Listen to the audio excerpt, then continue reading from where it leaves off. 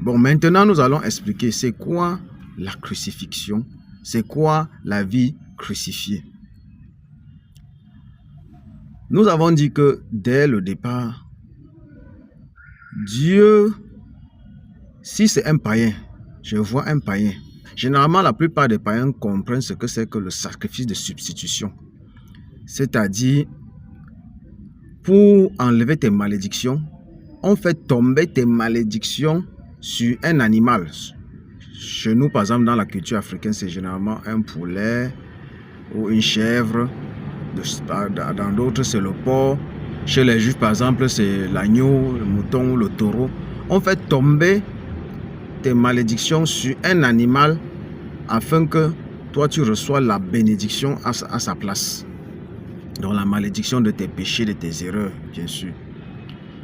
Donc, crucifier Christ, c'est que Jésus-Christ, quand tu acceptes Jésus-Christ dans ton cœur, quand on demande à quelqu'un d'accepter Jésus-Christ, c'est que Jésus-Christ vienne pour que tous tes péchés, tes malédictions tombent sur lui. Et enfin que ses bénédictions, ses grâces, sa nature, son caractère tombent sur toi.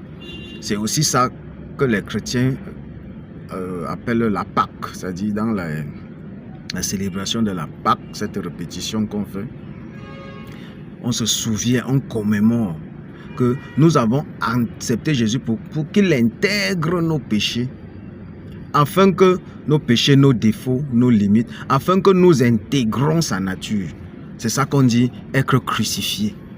C'est dans ce sens qu'on dit que le message de la croix n'est pas quelque chose d'historique. Que Christ, la crucifixion n'est pas quelque chose d'historique comme certains pensent, mais c'est quelque chose d'actuel qu'on vit chaque jour.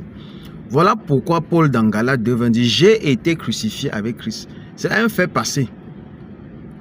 Maintenant, si je vis, ce n'est plus moi qui vis, c'est Christ qui vit en moi. C'est-à-dire que quand l'acceptation de Christ vient dans ton esprit, fait une sorte de mappage qui fait que tu peux passer, le voile de ta chair se déchire et tu peux passer, entrer dans la divinité et maintenant commencer à vivre la divinité. Autrement dit, nous pouvons aussi expliquer ça avec Luc chapitre 9 verset 23 où le Seigneur dit ceci.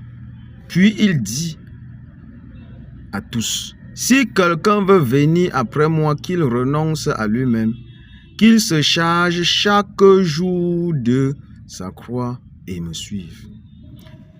Premièrement, tu renonces à toi-même, c'est-à-dire à ta personne, tes capacités à vouloir faire les choses bien. Puisqu'on a constaté que tu voulais bien faire, mais à la fin, tu te retrouves en train de mal faire. Tu renonces.